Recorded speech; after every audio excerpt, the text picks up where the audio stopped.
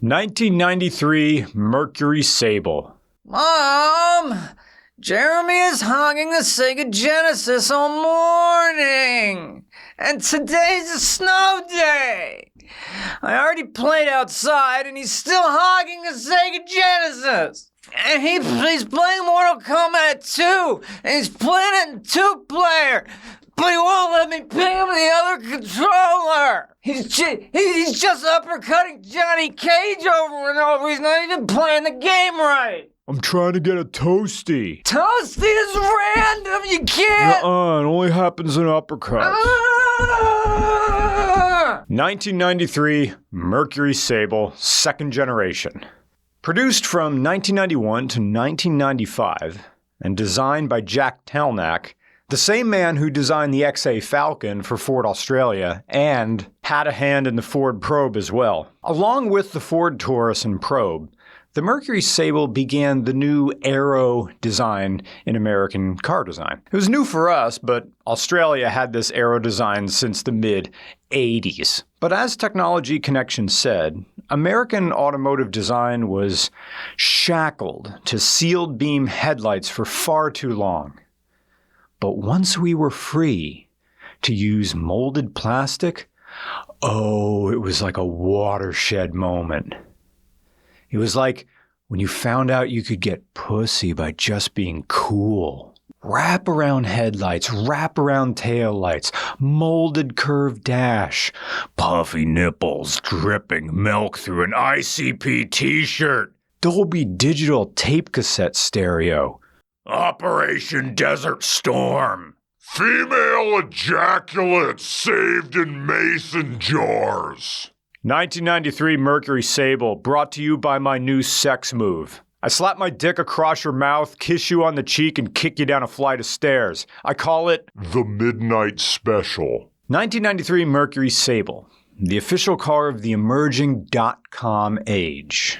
We've graduated from the angular 80s wedge pop-up headlight design, but more than that, in the early 90s, the US moved on from the computer worship era of the 1980s.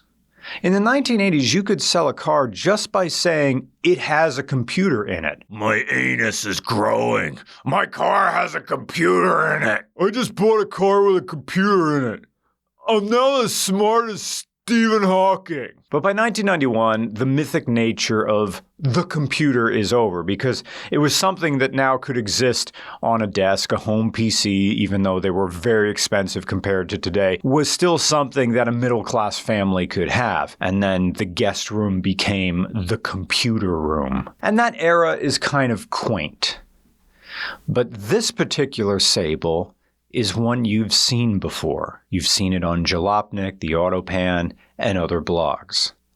The Instagram videos of this particular Sable have been reposted many times. This is the Cyberpunk Sable. Oh yeah, oh, the limitations have been unlocked.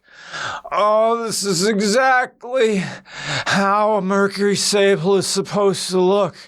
You know, George Lucas and his fatty hamburger face and trying to redo Star Wars back in the 2000s with, the computer graphic.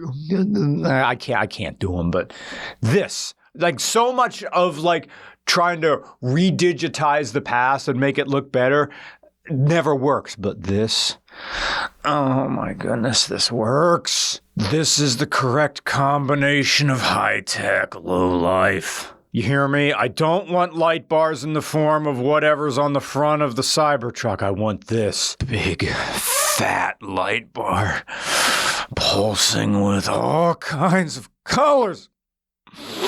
Mm-hmm. Just give me that heavy synth. Give me that synth pop. Blue-eyed dress for every situation. Moving through the doorway of a nation. Yeah. Move out, move out, move out, bigger, move out, move out, I'm gonna bust! Close your eyes, focus on your breathing. Relax with me, in through the nose, out through the mouth. In through the nose, out through the mouth. Aren't you glad you made this choice? Aren't you glad you chose a Mercury Sable? It has all the reassuring balance of a home-cooked meal that can never be recreated when you cook it yourself. What's a smartphone? Only landlines here, buddy. What's a GPS? How about you just focus on the supple, plush feel and the unintrusive late 80s tech? See this front bench seat with the folding armrest? Put that sucker up and your wife can reach across the seat for some hand play. It's 1993. No one is paying attention to you. Your blood pressure has never been more unremarkable. Just breathe. Sit here with me in this vanishing present. In through the nose, out through the mouth. In through the nose, out through my mouth. Mercury Sable, the official car of that Pure Moods commercial that runs at 2 a.m. every Saturday night. You're not even going to buy the CD, no one ever did.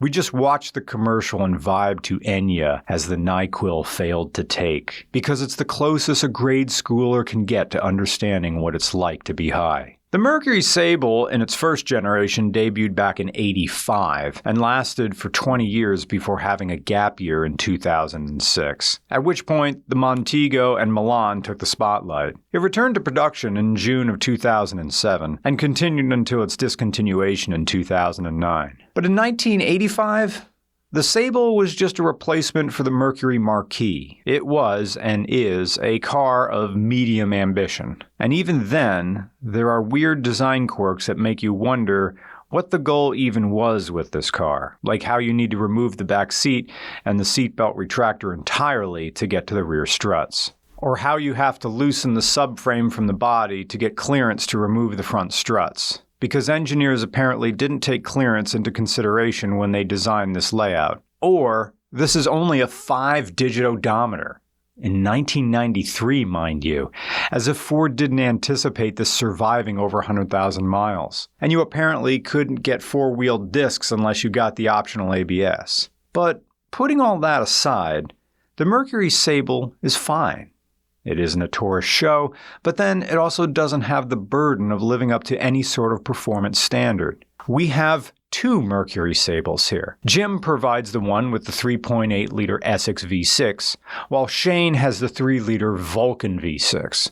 They both make about 140 horsepower with 685 pound-feet of torque. Now that's for Shane's with the 3-liter Vulcan, and the 3.8-liter Essex V6 makes about the same horsepower with 215 pound-feet of torque. Now both of them are matched to a 4-speed automatic transmission, and you know what?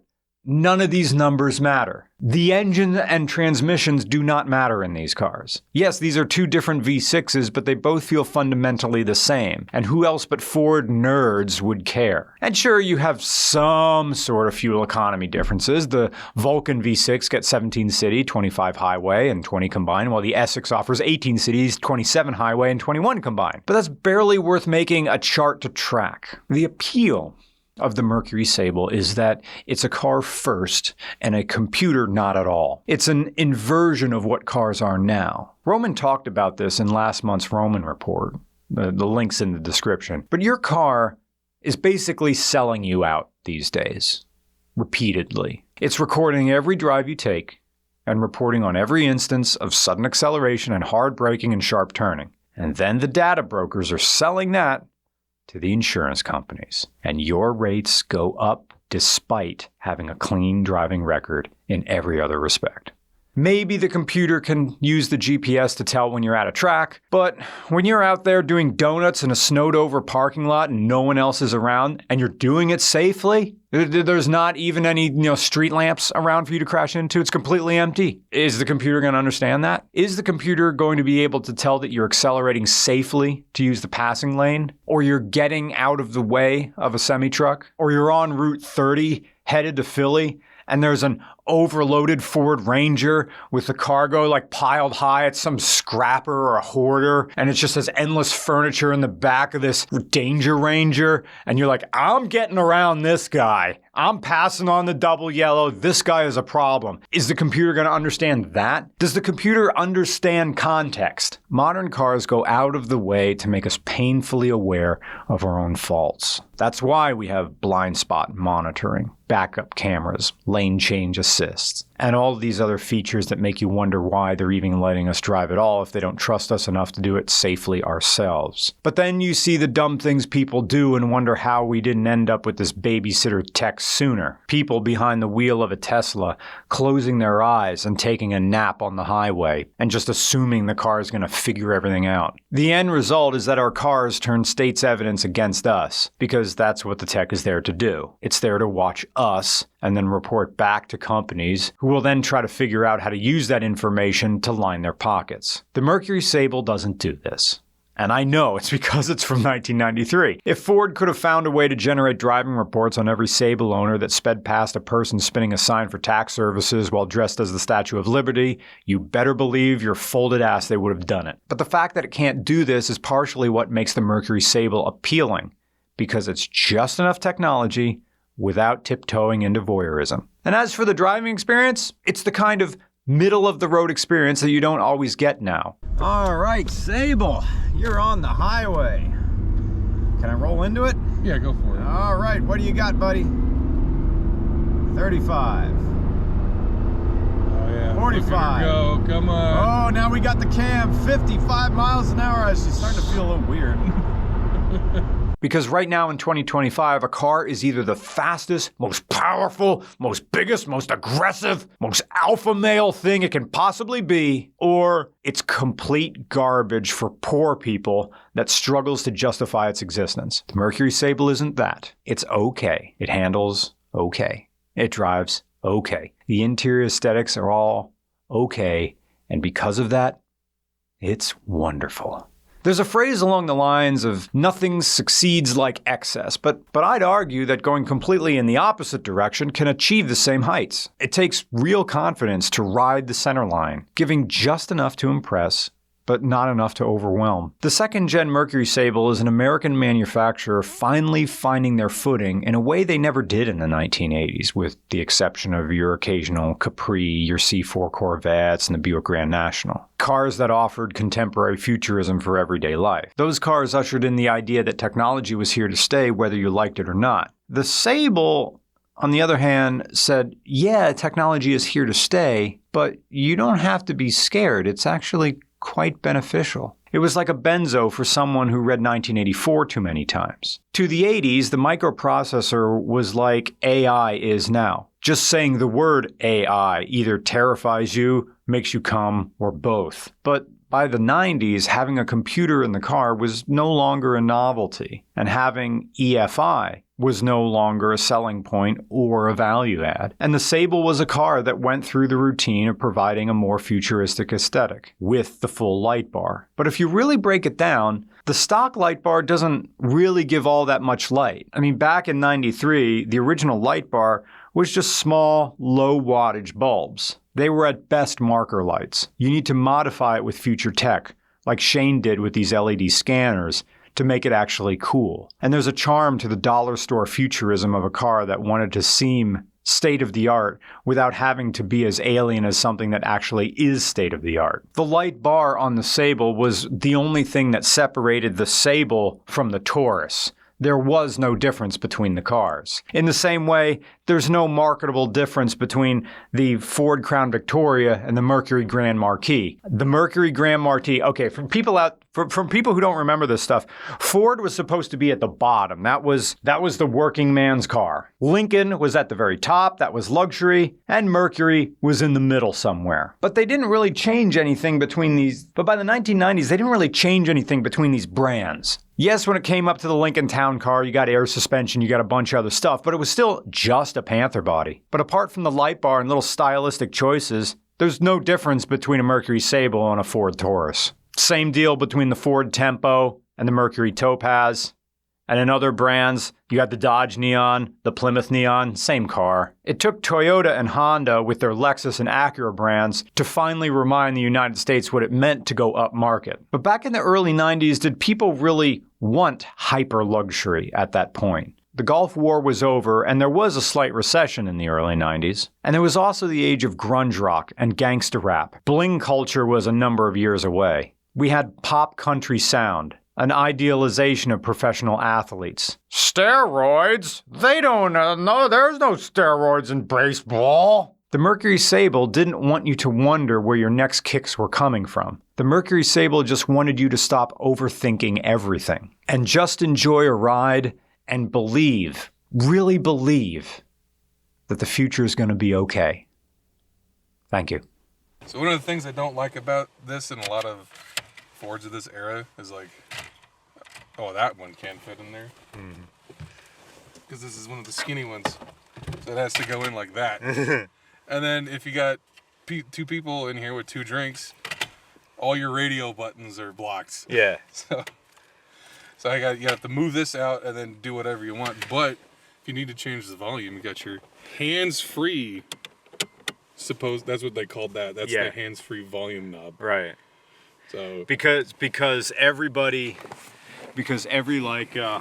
old person, it is hands-free, because if you're old, you got it in full steering. with your seat all the way up. You're driving like this, so technically it is hands-free. It is hands-free. Dude, my grandma on my mother's side, she didn't really drive. Most of my family just drive Mopar stuff because my uncle owned a dealership and we were just getting shit at invoice, which is humble brag. But I'll never forget. What would have been? It was Chrysler New Yorker. She had Chrysler those New things are Yorker nice. for a while, late '80s, and Typical grandma. She had the seat all the way up forward, pillows, and then the beads on top of that, and she would just drive like that, because like George Costanza's mom, she was just getting smaller every year. Yeah, my friend whose mom had the Taurus version of this. Yeah. She would drive something similar to that, but she refused to say that she was blind. So she would drive, and she like one of her eyes didn't see as well, so she would drive like this all the way up, and like her the side profile would be like and I'm like, are you okay? She's going like that. She's like, oh, this is fine. I'm like, do you need glasses? I really do think you need. He's like, I don't need no glasses. I can see just perfectly fine. Yeah. And the steering wheel is like, I don't know. Yeah. They're almost looking through it. Yeah. Right there. Yeah. Yeah. Oh, welcome to the Mercury Sable. I'm picking you up from school. I heard you got sick. Your mom and dad are working, so it's just me. But before I take you home, we have to go to the bank. I need to check my safe deposit box and make sure everything's still there. Now just sit in the lobby and be good.